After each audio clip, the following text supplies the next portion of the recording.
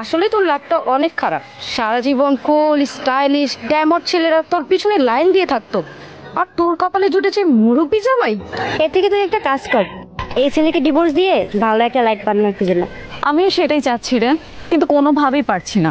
ও আমাকে এত ভালোবাসে, ও কোনো ওয়েতেই আমাকে ডিভোর্স দিবে না। সারা জীবন এভাবে থাকতে রাজি আছে, তাও সে আমাকে ছাড়বে না। বল কি করবো?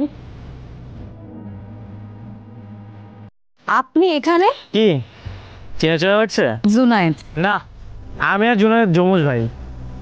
দুর্ভাগ্যবশত আমরা যমজ ভাই হয়ে গেছি। আর ও যেমন বস্তি খ্যাত, ও তো আমার তেমন হ্যান্ডসাম না, কুল না। শুনলাম জুনায়েদ নাকি বিয়ে করেছে। ওর বউকে দেখা আমার খুব ইচ্ছা হলো। ভেবেছিলাম ওর মতো খ্যাত বস্তি একটা মেয়েকে বিয়ে করবে। But I am shocked, you are so pretty. But তোমার মতো এত সুন্দর একটা মেয়ে জুনায়েদকে বিয়ে করেছে। কি আর করবো ভাইয়া, সবই কপাল। বাবা মা জোর করে ওনার সাথে বিয়েটা দিয়েছে। ওকে তুমি ডিভোর্স দিয়ে দাও। হ্যাঁ, আমি সেটাই চাচ্ছি, আর আমি খুব শীঘ্রই ওনাকে ডিভোর্সটা দিব। Very good. Hello, this is my number, any time any help. Okay, bye. আমি আপনাকে স্বামী হিসেবে মানি না। তুমি আমার লক্ষ্মী বউ, তুমি কি কইতাছ? আমি আপনার কাছ থেকে মুক্তি চাই। এই কথাটা আপনাকে আমি আর কতবার বুঝিয়ে বলবো? কিন্তু আমি তো তোমার ছাড়বো না বউ, আমি তোকে অনেক ভালোবাসি। আমি আপনার কাছ থেকে ডিভোর্স চাই।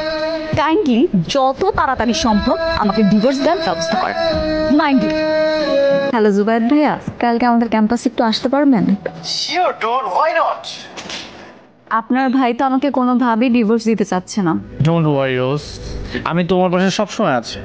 আমার অনেক পরিচিত আইনজীবী আছে, আমি তোমাদের ডিভোর্সটা করিয়ে দিচ্ছি। ওকে? বাইকে ঘুরতে পছন্দ করো? হ্যাঁ, ভালো লাগে।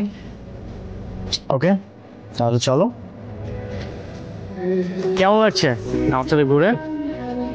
আমার তো মনে হচ্ছে আমি একটা মুক্ত পাখি। আমার এত ভালো লাগছে।